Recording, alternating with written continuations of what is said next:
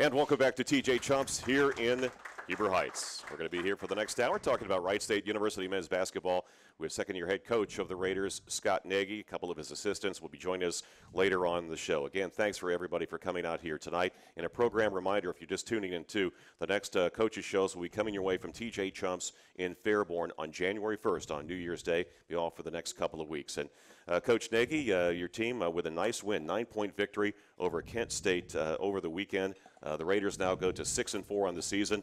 It's exam week. Guys are getting ready for their next game and also in the classroom beforehand, before Toledo. We'll be talking about that a little bit later on. But let's get to that Kent State game. It's a game which you win. That's great. But secondly, really like the aggressive play of your team, both offensively and defensively, something you've been looking for this season through your first 10 games.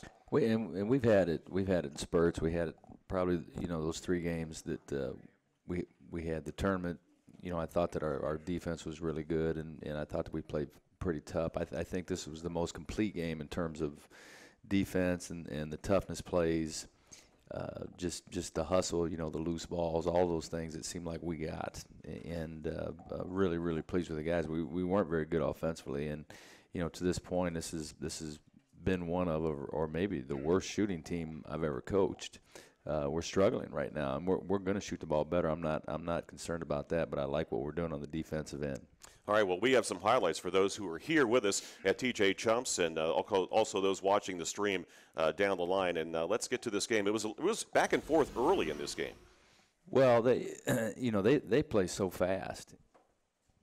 It was Loudon right there putting that's the one thing. We just didn't offensive rebound enough for we just didn't shoot the ball very well, and then we should have had more offensive rebounds. And it was an easy play for Justin to make right there, and I think that he's been doing a better job of that, making easy passes. When we say easy passes, sometimes people just don't understand that means just the simple pass. And we just saw Jalen score there, and Jalen is the one I think that has come the farthest since we've started this season. Been really pleased with how he's progressed. Mark struggled. Obviously, he made that 3 there, but went 1 for 9. But I was glad he took 9, and I hope that he continues to do that. He and Grant need to shoot the ball a lot for us to open up the floor for Loudon. The team shot under 20% three-point baskets, and you look at the stat sheet and you say you're not going to win many games like that. No, not shooting 4 for 22. You better be really, really good defensively. And we were good defensively, and we blocked out because, like I said before, this was one of the best offensive rebound teams we face. And I thought Parker was more aggressive offensively in this game than he has been all year. Justin Mitchell with a big offensive rebound on that last play. Yeah, and here we see Jalen again with that spin move, and is really starting to get comfortable. It's probably the best we have at coming off ball screens. He's been playing several different positions, and versatility is something you like to see from your team. That was good execution of a play there right at the end of the half. But, yeah, we've considered even playing Jalen Moore at the point guard position because we feel like he has a pretty good feel. This happened a couple of times against Kent State. Called plays? Yeah, I mean, we've been running a lot of sets, obviously, because our motion hasn't been real good. And so we feel like if we run sets, at least the guys have an idea of who's supposed to shoot the ball. We open up the second half with that dunk for Loudon. Here's just being at the right place at the right time. Yeah, it wasn't a great pass, but guys were hustling down the floor, and you're right, it was just the right place at the right time. It was a nice play by Everett. It really wasn't even designed for him, but he was aggressive in attacking. And I was looking here, and it's hard for me to believe, but Everett's a second on the team in scoring. And the reason he is, quite frankly, is because he gets at a free throw line. Yeah, and that's something you'd like to see from a few of your other players. Yeah. I would like to see Mark Hughes get there a little bit more. But he has to be more aggressive, and we're still pushing him to do that for us. Well, from the offensive side, you look at the play down inside, and you had De La Rosa, who got into foul trouble early. Of course, Loudon got into some foul trouble. But I want to talk about this also. Later in the game, Coach Brown and I were talking. I just want to mention, everybody, Coach Brown is on his 1-week vacation that his wife, Becky, tells him he has to take every winter. All right, so they are gone right now. They're down in Florida, but he'll be back with us when we go on our trip to Georgia Tech and also to Missouri State. And I know you were talking earlier, Coach, you have to work out a deal like that. Yeah, I'd like to be able to blame my wife for a vacation that I had to take. That'd be great.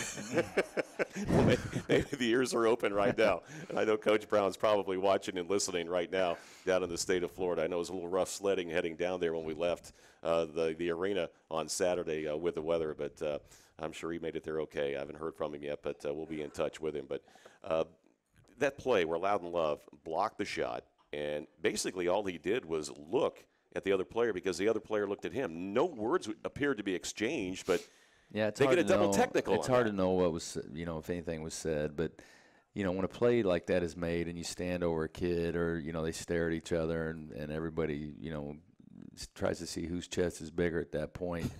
I mean, you can flip a coin as to whether or not but they don't. They obviously don't want any fighting out there, and they feel like that could lead to the next thing. And I just tell our players, I mean, because that's really not tough just to do that. I mean, anybody can do that, particularly going to do it on a basketball floor when you know that probably somebody's not going to throw punches or things like that. The tough thing to do, and I thought Loud made a tough play. He was at the rim, made a nice block. He got the foul call, big deal. He didn't give up the dunk. We'll take that all day. Right. The tough thing to do is go back down the floor and post up deep, catch that ball, and and score on them. That would be the tough thing to do versus just standing over somebody and acting like a tough guy. But I think, and I say that Loudon is a tough guy, and we appreciate the attitude that he gives us, but particularly at that point, with him having 4 fouls, we didn't need the technical. All right, coming up against Toledo, you're going to have another player added to the mix. A lot of folks looking forward to seeing, Cole Gentry, who transferred from South Dakota State here to Wright State mid-semester a year ago. Have you thought about how you're going to work him in on Saturday? I mean, we're still trying to figure it out. It's and obviously, I mean, we feel like we're in a pretty good spot with our team. Although we're not a great ball handling team, and certainly adding Cole is really going to help. But I think even more so where it will help is Cole is another shooter that we put on the floor that can space the floor. And I think that's going to help us too. And there are going to have to be some adjustments. You look at we played 7 guys in this game, this last game against Kent State, and all those guys like those minutes. They love getting those minutes. But now all of a sudden you throw Cole in the mix and say Cole plays 25 minutes a game. Well, there's 25 minutes out of those 7 players that you have to find that you're going to take away, and people aren't necessarily going to like that. And so there's going to have to be some give and take, and our players know that we're going to make the decisions and we're going to do what we feel like is best for the team. But certainly there's going to be some adjustments for everybody. I think Justin's not going to have the ball in his hands as much as he has really over the past year and a half because Cole's going to be the ball handler when he's on the floor. And so Justin's going to have to make a big adjustment. We'll see how it goes, but I know we practiced today for the first time, knowing that we had Cole and certainly having him in the mix, and it makes us a lot better. Well, with that in mind, don't you as a staff and through the years, I mean, you've been around this a long time, over 20 plus years, you like the fact you got more in the mix because it creates competition. No question about it. If somebody's not doing what they're supposed to do, even if they don't show up in practice the way they're supposed to practice, you can definitely move guys around. And so the more competition they have, the better it is for attitudes, the better it is for people playing hard and doing what you ask them to do. Well, those freshmen obviously are very hungry. We've talked about it before. You saw in the highlights with Jalen Hall, Everett Winchester. And we talked with Coach Merriweather about, deciding whether to redshirt a player or not. And I think a great example are those 2 players, Loudon Love and Everett Winchester. They've been successful early on this season. A lot of it has to do with making the decision you had to make last year. Yeah, I mean, if I could, I'd redshirt every freshman, honestly. I think, and not that some of them aren't physically ready to play, but there's that mental side that it just takes a while to adjust. You even look at Jalen this year. We didn't play him early at all, and some of it had to do with just our decision not to play him. One game had to do with a medical decision. But slowly he's just played more games, and here we are, a third of our way through the season, and now he's just starting to play like we think he's capable of playing, and he's just going to get better from here. But you look at how Loud and Everett were able to start the season a little bit faster because they sat the year out. Physically, they were ready. Mentally, they were more ready than Jalen was to play. When you're recruiting players, high school players, and that's a possibility, do they know that? Coming in, that could be a possibility? And a lot depends because a lot happens to a roster every year. Well, usually when we recruit a player, we don't say, hey, we're thinking about redshirting you. We turn them off. Yeah. But every once in a while, that's what a young man wants to do and probably knows that he needs to do it. But we always tell him that as we get into the season, when we have the preseason practices before the games are, we'll see what's going to happen and what we think is going to happen, and then we'll sit down and talk. And if we feel like it doesn't justify playing him that year, if they're going to play 5 minutes a game, and what you're trading is those 5 minutes a game his freshman year for probably 30 to 35 minutes a game his senior year. you know, the beginning and the end are the years that you're trading. The first year and the fifth year, and years 2, 3, and 4 are probably going to be the same. You know, and also you take that chance, as every coach does in Division I college basketball, even, you know, these so-called, you know, top 5 conference teams where they have these so-called one-and-dones. You just don't know about players from year to year, you know, what their aspirations are and what they're going to do in the future. But, you know, sometimes you just have to roll the dice for the best interest, you know, of your program. And we talked with Coach Merriweather about that, you know, in that 5-year rule. I mean, just want to get your thoughts on that and what you think about that. And is it something that coaches talk about at this level? When you talk about the 5-year, you're talking about having the graduate rule, right? So that they can transfer and play right away. You know, we were just talking about that this morning. There was a player from Ohio that transferred to Michigan this year, and he was probably going to be a first-team All-League player, you know, in the MAC. And he has made 3 field goals this year. And he's gotten to play right away. He's gone to Michigan, you know, an upper-level program, and he's made 3 field goals this year, and he'd probably be averaging 20 points a game at Ohio. You know, and I think even when you look at Mark Allstork, just the points he's averaging in Illinois compared to what he even averaged here last year, it's just not an easy transition. I think it doesn't matter how we feel about it. It's not going to change, and as a matter of fact, it's going to get easier for people to transfer. I think because the NCAA is so nervous about lawsuits and things like that, and just the freedom of movement that people should have. They say coaches have the freedom of movement; they can go from one program to another. Why can't players do that? And so I think that it's only going to get easier to transfer and not more difficult. You know, a lot of people haven't talked about this much either, and that's, you know, the stipends that the players get. Are you hearing more about that, student athletes? Is it something that could we see more of, or is it something they're going to review? And I haven't heard a lot about that. Well, you know, since you know, we've added that, and certainly a program can do that, or they can choose not to do it. But the programs that are serious are going to do it, or it's going to be very, very difficult to recruit the top players.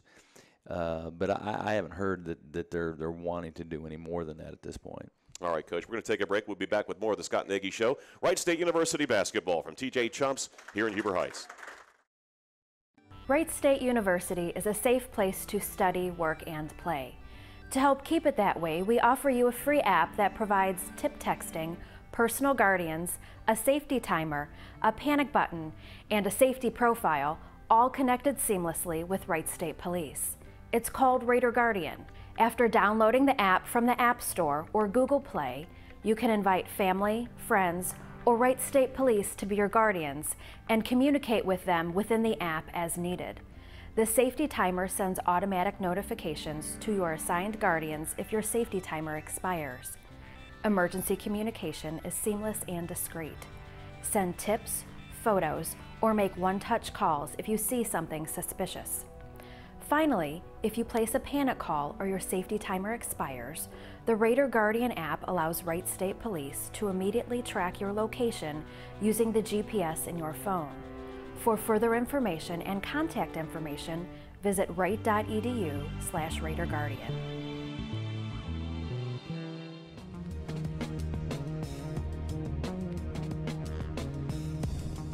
And welcome back to TJ Chumps here in Huber Heights, as heard next to the Rose Music Center in Meyer, here off State Route 201, Brant Pike in Huber Heights, and Interstate 70. Again, no shows the next 2 weeks. Coach Merriweather, Coach Nagy will be back with us on New Year's Day, January 1st, at the TJ Chumps location back in Fairborn. Wright State back in action against Toledo. It's exams week for the student athletes, and then the Raiders will play the Rockets. It's a 2 o'clock tip-off in Toledo.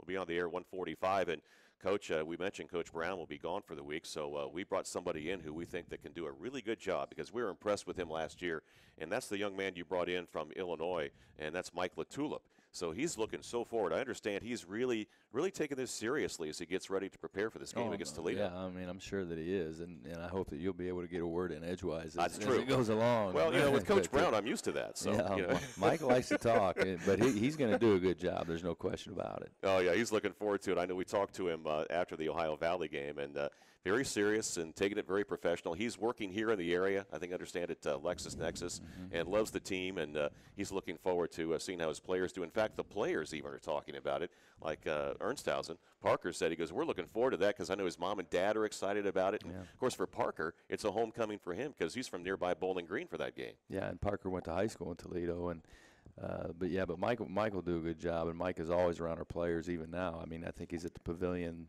more than any other place other than work. He just loves it, and I think he really misses it. I told him, I said, it's just like being a coach and a player on the floor without all the pressure. So he's looking forward to it. Well, I'd like to try that. Well, you could change. Yeah. You can go up there, put the headsets on, and we'll talk about it during the game. But anyway, let's talk about this Toledo game a little bit. They have balanced scoring. Raiders have some balanced scoring. When you look at it on paper, and, you can throw the paper out at times, but I think it just gets down to the little things, the intangibles, the things that you talk about, you emphasize to your players, to come away with a road win, and that's something the Raiders are hungry for. Yeah, I mean, we need to play with some consistency on the road and some toughness, and I think you look at the games where it's been low scoring, we've done really well and won those games, and when the game gets up into the 80s, we don't win those basketball games, and I think, primarily it's pretty simple. We're not a great offensive team at this point, and so we better be really, really good defensively. Now, I think there'll be a contrast in styles here because Toledo likes to play fast. They're very offensive-minded.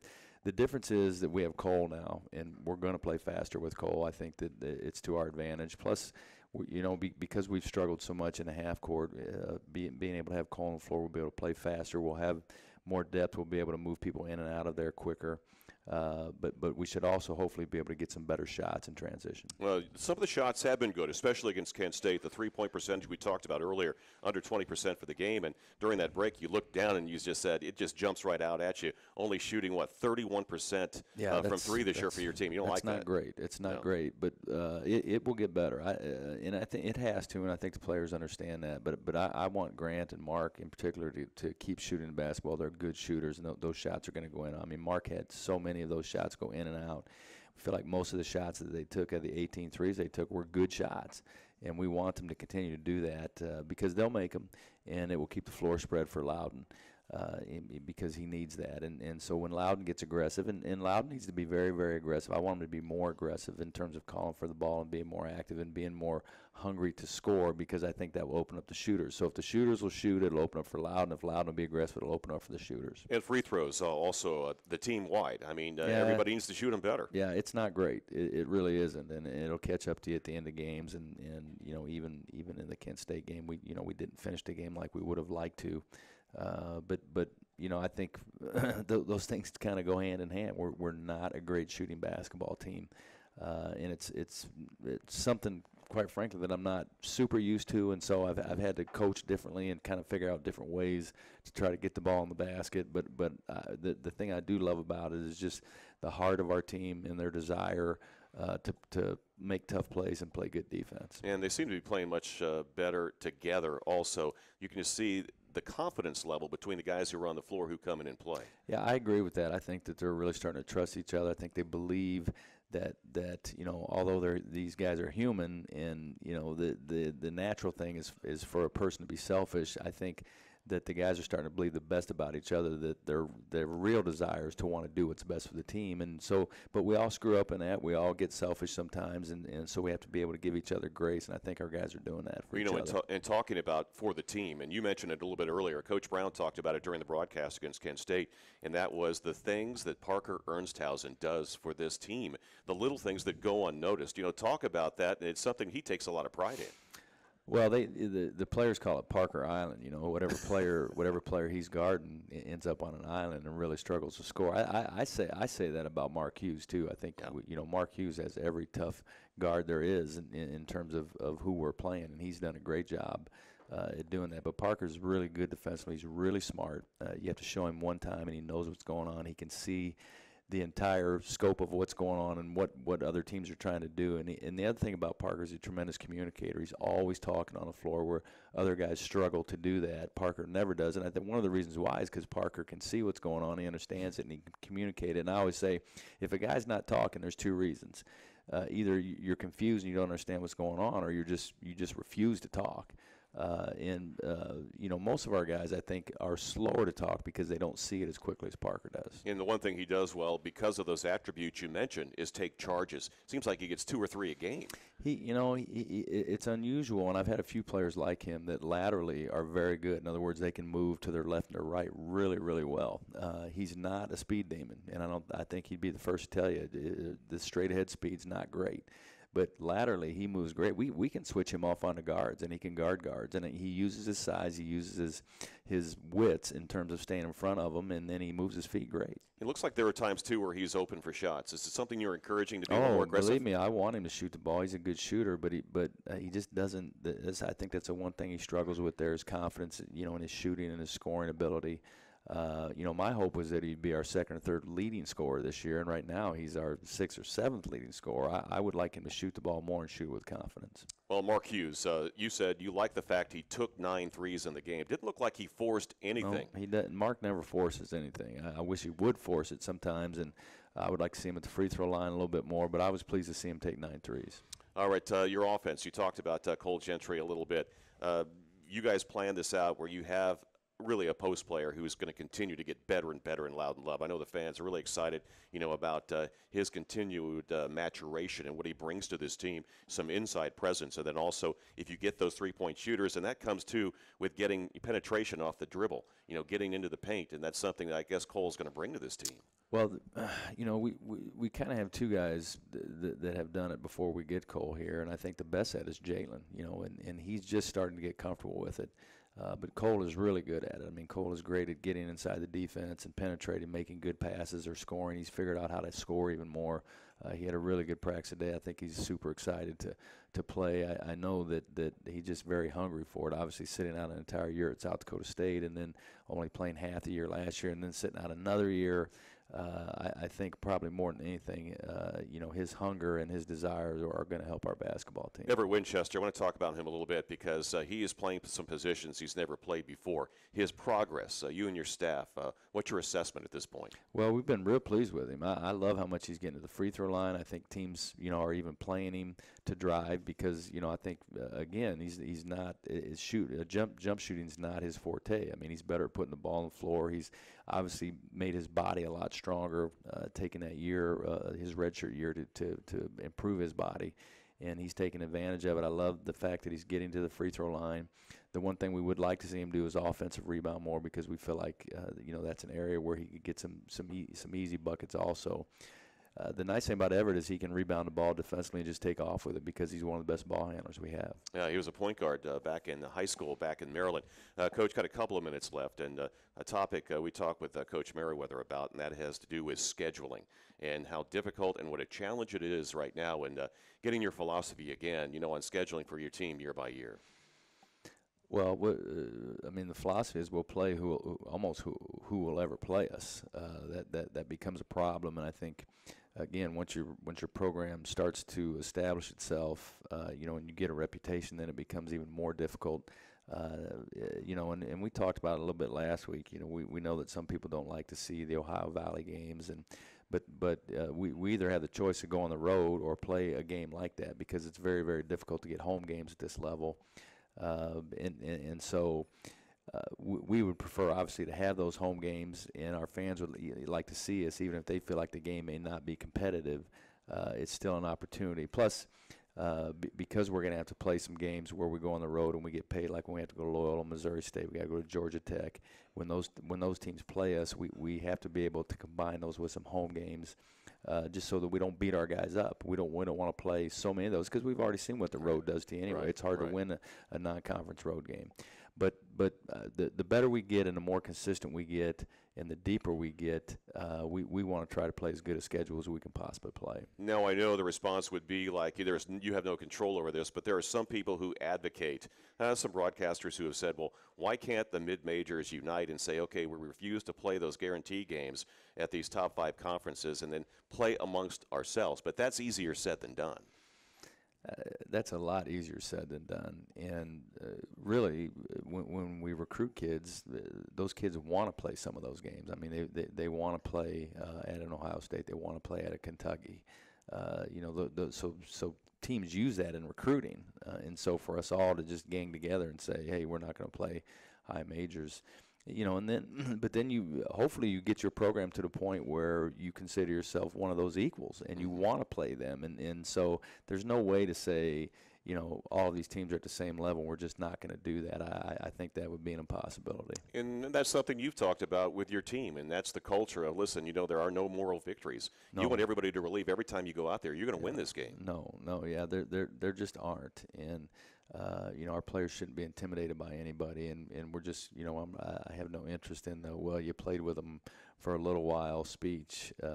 You know, that, and like I said that last week, that's what losers say. I mean, we're just not interested in that at all. What's the feeling with the players? You can see that at least these last couple of games, especially against Kent State, they came out like they were ready to play. You could see the fire in their eyes, and that, like, it was almost like you got the feeling, at least the way I looked at it, like we're going to win. Well, starts are important, you know, because I think it does tell a story. Like, you look at the start we had at Western Kentucky and just really how pathetic that was. You know, it kind of gave a picture into our players' mindset. And then you look at the start at Kent State, and yeah, is there any reason why we shouldn't think we're going to win this basketball game and play that way? You know, I think every game we walk into, that's the way we should think. And so, you know, we're still trying to instill that in our players, but we're also playing some young guys, and we're counting on some young guys that, you know, again, you look at like Loudon Love. He's played 10 games in the last 2.5 years, and so he's still figuring it out, and he's getting better, and it just is. This is a tough thing when you're building a program, when you're trying to build a culture. It takes a long time. It takes a long time to get people to think the way you would want them to think. And for you and your staff, obviously, it's a lot of patience involved. But what you're trying to instill is, you know, folks, don't keep saying that, you know, we're looking okay. No, we want to look good right now, you know, and learn how to win. I mean, that's the expectation, but also understanding that that's not always going to happen, particularly when you're kind of starting a new program and putting your philosophies in and those things, understanding that it probably isn't going to happen right now, even though that's the way you want your players to think. All right, Coach Nagy, another challenge ahead. Your team hungry for a road win at Toledo coming up on Saturday at 2 o'clock, and then it's on the road to Missouri State as well as Georgia Tech. All right, we'll see you on Saturday. Okay, thanks. All right, stay with us. We got Coach Clint Sargent and also Nick Goff will be joining us, Director of Basketball Operations, when we return to TJ Chumps in Huber Heights. This is Wright State University basketball. Please join us for Wright State's annual Arts Gala on March 24th. Enjoy an amazing evening of performances by our incredible fine and performing arts students, plus fine dining and auction items too. All proceeds support art scholarships to help our students succeed. That's Arts Gala on March 24th. For tickets, call or click.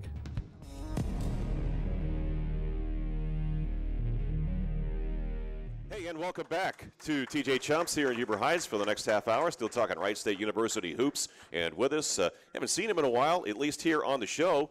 We had him last year a couple of times, and that's Clint Sargent, one of the members of Coach Scott Nagy's staff. And Coach Sargent, you know, it's good to see you here. Talk about all your different responsibilities. We're about a third of the way, you know, through the season. For some of the fans who may not be familiar, you know, with your history, how you got here, and how you know Coach Nagy, go ahead and give us a little background. Yeah, absolutely. So I've been with Coach, played for Coach, so 4 years there, and then this will be my 4th year on his staff. So been around Coach, playing for him, around his program for a while now, and it just kind of continues to get better and better, not only with my relationship with him, but just being able to see him coach our guys and just be around the day-to-day and the games. And it's just a great experience for me, and obviously doing this transition and Coach taking the job here these last 2 years have been a bunch of things, but really good and exciting for us and my family, and to go through all of it with Coach and really our staff. It's been a joy. From South Dakota State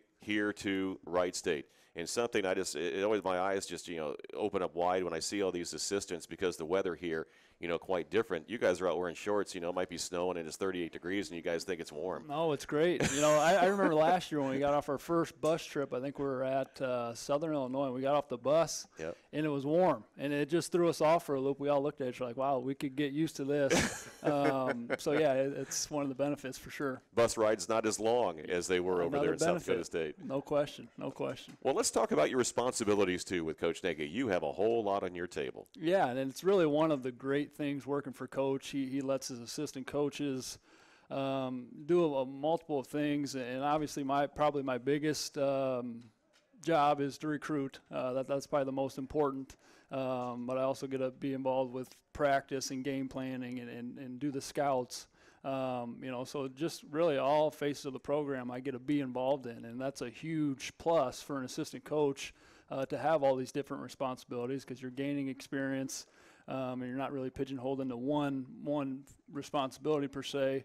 So it's one of the perks working for Coach, and something I really enjoy. And not to be forgotten, the support that you get, because you have a young family. I mean, talk about that. I do. I came straight from bath time, so I've been busy tonight, and I have a little girl who's 3, a little boy who's 8 months. So, the game day and just the routine, of living life with small kids and being able to work for Coach, the flexibility that's there is huge, and just the love and support that I get from obviously my family, but to kind of intertwine it all together is really the best part. And Coach Nagy, humble about it too, is the fact that family is so important to him also, and he go ahead and he understands what it's like for his assistants, so you guys get some leeway in that area. Yeah, and a great role model not only for our staff going through it with young kids, but our guys. He's able to sit down and talk with our guys and have these conversations at such a pivotal time in their life, and really just show his wisdom and obviously just his honesty with the good things, the mistakes, the failures, and just that transparency for our guys. I think it's huge. I know it benefited me greatly having that, just so I can lean on him when things go good, and obviously when life hits you hard. He's always just been a kind of a rock, and I think our guys are really starting.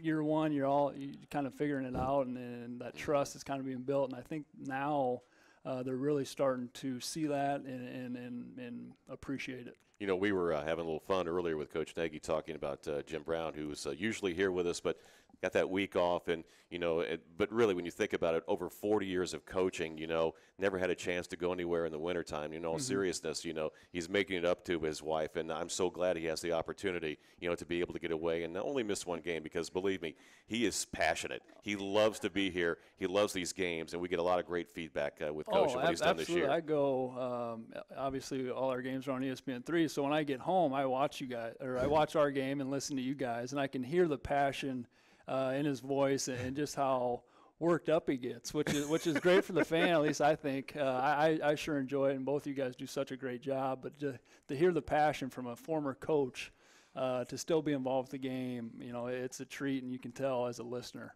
All right, the recruiting trail, that is so tough, to be able to get out. You don't get a whole lot of family time, but, you've got, 4 now that have signed letters of intent, and you're beneficial, too, because you were really locked in on Skylar Potter, who is signed from Bowling Green Warren Central High School. Yep. So my duty, we try to break it up territory-wise, so just kind of we can be held accountable, and we can cover obviously our backyard, Ohio, but the local states, the neighboring states, and I recruit Cincinnati, into Kentucky and basically south. So, it's the most important part of our job as assistant coaches, just to be familiar. Obviously, having played for Coach and being around him for so long, I have an idea of what he likes, just eye-wise. And Skylar, just his ability to shoot the ball will be huge for us, and he's having a great year so far. I know that we had a chance to see him when we were down at Western Kentucky a little over a week ago. You talk about recruiting, what it takes to get out there and get this list. I know I talked to some of the other assistants too. They said that first year you get here, it's April and May, and it's like, okay, we're not totally familiar with this area, but things looks like they've kind of locked in right now here over the last few months. Yeah, the first year it's hard to be prepared for that. Just the whirlwind of taking a new job, moving your family, trying to hit the recruiting trail, recruiting an area really none of us had a ton of experience with. And going on year 2 now to sign 4 kids, all 4 kids we feel like they complement not only our current pieces, but they complement each other so well on and off the court. We're really, really happy with recruiting right now, and we think they'll be great additions. And what it allows us to do is get a jump start on 2019 and 2020, and just kind of keep the ball rolling. You get those people signed, you're excited, you can't wait till they get here, but also not only recruiting, but development. Yes. You know, talk about what you do as far as developing these players once they get here to Wright State. Yeah, we get, and that's the great thing about our facility. We get quite a bit of time with them one-on-one where we can, and in large part, that's why I love playing for Coach and I love his system, because the player development as a player, you can see just a role, and you can see, say, if I work on my game, if I work on these things, I'm going to have the freedom to go out there and play and use my talents. And that's our job as assistant coaches, to get with the kids, watch a lot of film, help them work, and really see their weaknesses. You know, most of them don't always understand how many there are when they come from high school. But it's such a fun and rewarding part to kind of come alongside our guys and just kind of see the light bulb flash for them, and it starts to click for them, and then they start seeing the progress that's made not only on the court but in the weight room, and then their body starts to change, and all of a sudden now they're gaining just confidence as a young man, and it's rewarding, a lot of fun. The responsibilities for the assistants, what are your specific? Do you work with the guards? Do you work with the guys down in the post, or what are your responsibilities? I come alongside Coach Cooley. He leads the guards. I work with him mainly with the guards. I can kind of go back and forth. Coach Chambliss, he works with the bigs. So I'm kind of in a nice role. I can kind of go back and forth and sit back and really learn from Coach Cooley, because obviously I played for him and he was hands-on when I played, and just see just the excitement that he has and the love of the game. Not only the skill development just for our kids, and it's been fun to see. So I kind of get the best of both worlds. Now, you had a very nice career at South Dakota State. Outstanding. You make that transition from a player over to a coach. What was that like, and what were some of the biggest challenges that you faced? You know, early it was fun. It was a little difficult because there was a couple guys on the roster that I played with, and I've been around the locker room, so you're dealing with that dynamic of coach, player, friend. But again, our locker room, our culture with how we try to form just the culture of it, it's such a rewarding job for a coach, because you have kids who are going to listen, who are going to do what you ask, who want to get better, you know, who are serious about their futures. And as a coach, that makes your job so much easier, knowing you just get to work with kids who are hungry to get better and really want to take in your coaching. And again, I get to do it under a guy I played for, I'm comfortable with, and I mentioned this earlier, that allow me to fail, make mistakes, and still press forward and kind of encourage. Any successful organization, be that a team involved in sports or a business or whatever, you have to have communication, you have to have expectation levels, and a lot of that starts, you know, with just being honest with people up front what your expectations are, and that appears to be what's happening here with this program. Yeah, no question. I mean, in order to kind of get it off on the right foot as far as coaches are here and in our first couple of years here, there just has to be a lot of honest conversations, and that's where the dialogue from coach to our staff, us to our players, is so important, that it's just honest, and that way it can be fruitful, and we can all be on the same page of what we expect, and there's no the communication lines are clear, because there's nothing worse. As a player, you hear one thing, but you're seeing something different. That allows for confusion. I feel like coach is always very honest and open with his players, and as a staff, that's something we try to do, just so we give our guys every reason to be successful.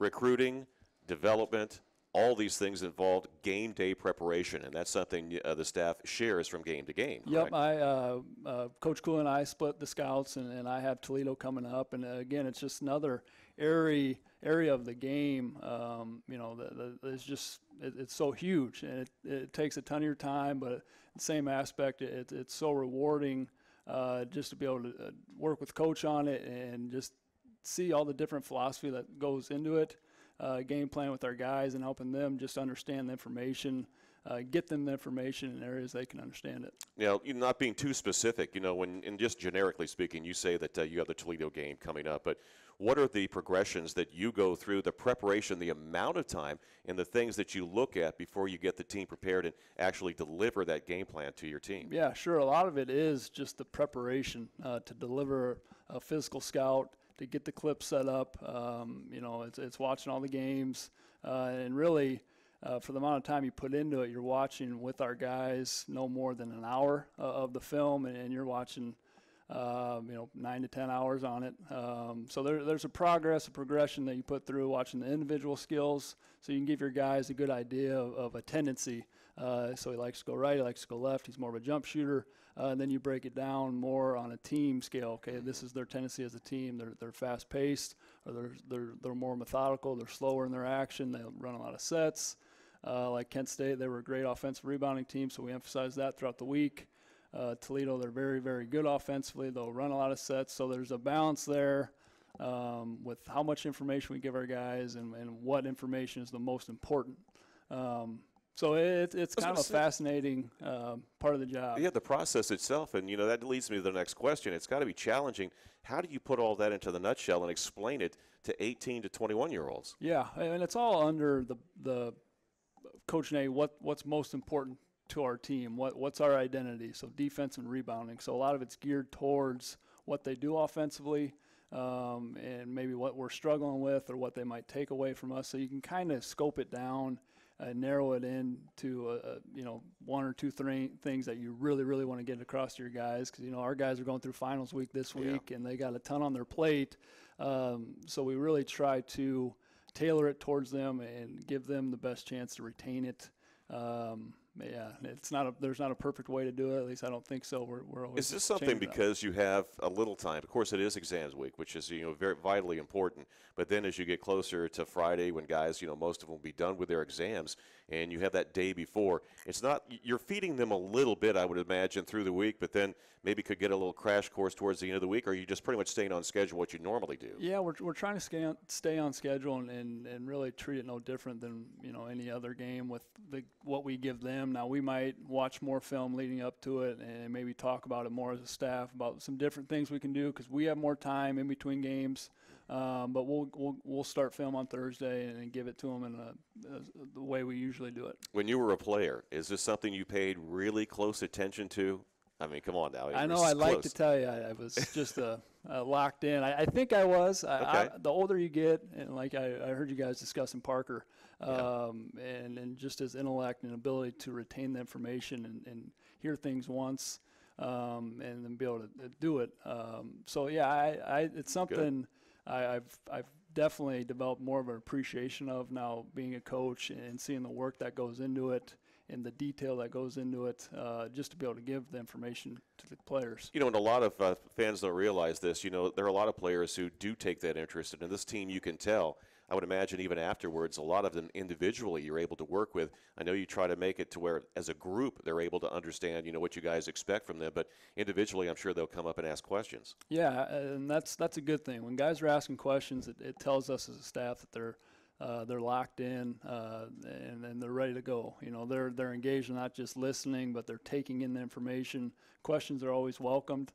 And for our young kids especially, they've never had as detailed of a scouting report till this point. So they're still, I'm guessing, going through games when they look back at their scout and say this or that, and it was right. And just to be able to pick out what's most important to them individually and not only for our team. I know we have asked you questions too, you know, and the assistants, you know, about scouting reports for teams, just to give us a little insight on what to expect.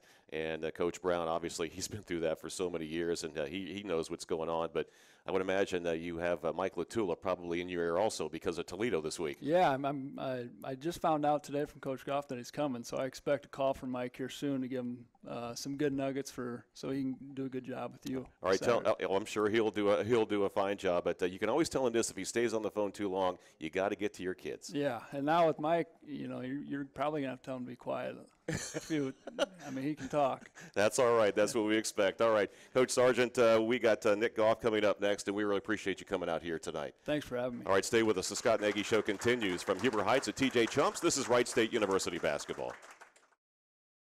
What does it mean to be a pioneer, reaching your full potential? It means being bold, no, bigger than bold, monumental. Having no fear in the face of adversity, essential. They doubt us, inconsequential. Where would we be if we cease at the first "you can't do that"?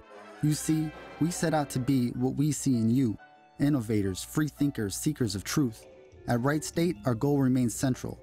We are the pioneers of potential.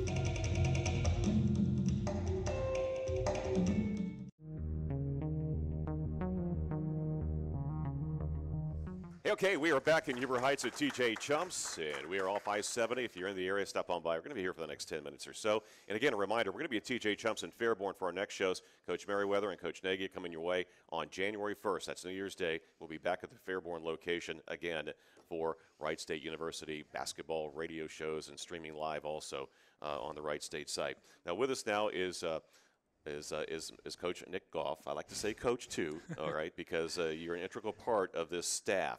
You're the Director of Basketball Operations. I know a lot of these fans here, they're smart. They know, what goes along with that responsibility. And talk about responsibilities, you have a whole lot of them, and it's something that I think goes unappreciated with a lot of people, but we have a really good one here right now. Not once, and I've been doing this 21 years now, not once have I had any issues, with the things that we need to have from our standpoint. And I say, and that's pretty good. I'm not trying to put a jinx on you or anything like that, Coach Goff, but I have to say that publicly. You've done a great job. Appreciate that. The biggest thing is I just know how to make up for my mistakes. I think I know who to talk to and where to go to try to figure things out. But, obviously I'm in a very fortunate situation with Coach Nagy. He brought me over with him from South Dakota State. Actually, when I was at Nevada before as a director of operations, unfortunately we weren't very good, and in this business it happens, but we were let go. And Coach actually created a position just for me to help out with the team for a year. We make the NCAA tournament, and sure enough, he asked me to move to the wonderful Ohio, and now I'm here. So very fortunate. During the break, we were talking about a lot of the things that you do, and one of those is with the players, make sure they're going to be at where they need to be at. And let's talk some more about Parker Ernstausen and the things that he's achieved, not only on the floor, but off the floor. It's pretty amazing what he's done. For sure. He's kind of the man of the week, I guess. But Parker actually is graduating this Saturday with his undergraduate degree. He took 3.5 years, and he's getting it done. And then in the spring, he's actually going to start his master's degree. So when he has a full another year of playing, so in the next 1.5 years, he's going to finish his master's. He's actually going to leave here with both degrees and obviously have a very successful basketball career. And on top of it, I believe his mother just told me he already has a job set up after he graduates with his master's degree for an accounting firm. So that's he's great to hear, the accomplishments that he makes. And he's another player who continues to get better. And you can hear Coach Nagy talking about, the expectations he has with Parker and hoping to see that he scores a little bit more. One thing, I guess, he's just totally unselfish. Yeah. I mean, Parker's one of those guys. I have the first office if you walk into our men's basketball offices. And anytime he walks in the building, I kid you not, he'll just walk in my office just to say hello. Sometimes I just stare at him like, what are you doing? But he comes by just to say hi. And I think that's just a testament to the type of character he is, how much he cares about our team and our coaching staff, and then also how serious he is about his future and the person he wants to be. He's talked about some of the other players on this team and guys that, they don't play a whole lot, and Trey Stacy, being one of those. And he had a great line a few weeks ago, and he talked about Trey. He didn't mince words either. He goes, Trey is a marketing major, and he can sell anything to anyone. For sure. And it comes from his dad. His dad's awesome, too. His dad comes on every road trip with his little brother, and they're everywhere we go. But Trey does a great job. I actually told him earlier in practice this week how proud of him I am. When we first got here, he made a three, and he did some shenanigans where he put his, three on his eye or whatever. And we all kind of just like, where are we? Who are these kids? And, this year he actually, every time he's gone in, I kid you not, he's torn a couple of his tights as far as diving on the floor and doing all the dirty work when we need him to. And it's just a testament to he's buying into what we're teaching them. And it just shows that, for a guy that gets, so it's so selfless what he does for our basketball team. It's awesome to see how much he's grown, even in the year that we've had him. You do a lot of the legwork, a lot of the administration work for this team, and it's something that's appreciated, like we mentioned. But one of those things, too, is when we go to different venues, especially this week in Toledo, because Parker Ernstausen played at Toledo Central Catholic. He's from Bowling Green, so it's kind of going back home for him. I would imagine there's some requests for some passes, aren't there? It's funny. I actually had a talk with him earlier. So I've done it a couple years now. So I've learned I'll take care of everybody first, and then whatever I've left over, then I'll go to Parker. But we're excited to go there. It'll be a good test for our basketball team. We're starting to hit our stride, and then, gosh, we got Cole Gentry. And for me personally, Cole Gentry, obviously I was there with Coach at South Dakota State his freshman year. So I've known Cole for 3 years. We stayed in contact even when we left, just here and there. He's just a pure basketball fan, so it's fun to communicate with him. And I'm just so excited for him to actually get out there, put a jersey on. He's floored right now. But he's going to be excited, and he's ready to go. I'll tell you that. He's ready to go. Well, he's spent a lot of time with Loudon Love, too. And both those guys from pretty much the same region back in Illinois. Yeah, and I think Nate Navigato, who's on Toledo as well, played at a high school that Loudon played at. And so I believe I read an article that Cole Gentry's last high school game, his senior year, was against Nate Navigato in Geneva. And so it's kind of funny how it's full circle that, his last game of his high school career is now his first game as a Wright State Raider is against basically the same competition. I'm sure he's really excited about that. I'm sure the fans are also very excited to see how he's going to fill in, to this team that, as Coach Nagy mentioned at the outset of his portion here tonight, he said that he really likes how with the direction the team is heading right now. For sure. I think we're in a good spot defensively. The ball will fall, like Coach said. And then the cool thing about Cole is all he has to do is take care of the basketball and distribute it, and we're going to be in a really, really good spot. Well, that's exciting to know. And there's something else that you do too, and that's keeping fans, up to date. You do a little social media on the side during games. I don't know when you have time for that. Yeah, I try to. To be honest, our marketing team does a really great job. They and do. I think our external staff in general, we got Bob Noss, our athletic trainer, Jason Franklin, our strength coach, Cole Pisford, our marketing team, David Weinkoop, Sam Armstrong. Everybody does a really, really good job of pitching in and helping us out. Now, we'll guide them a little bit in what we want to do. A lot of that's obviously great for the fans, but it also helps us in recruiting, too. It's a really good recruiting tool. Just kind of shows us what we're about. And our guys like seeing themselves on social media. So it's just a good, unique way for people to get an inside look on who we are. But, obviously with anything that's great, there's some bad parts to it, too. But we kind of overshadow those things, and it's again a valuable tool, and it's an easy part of my life. So what are the biggest challenges for you, because you have so many responsibilities with this team?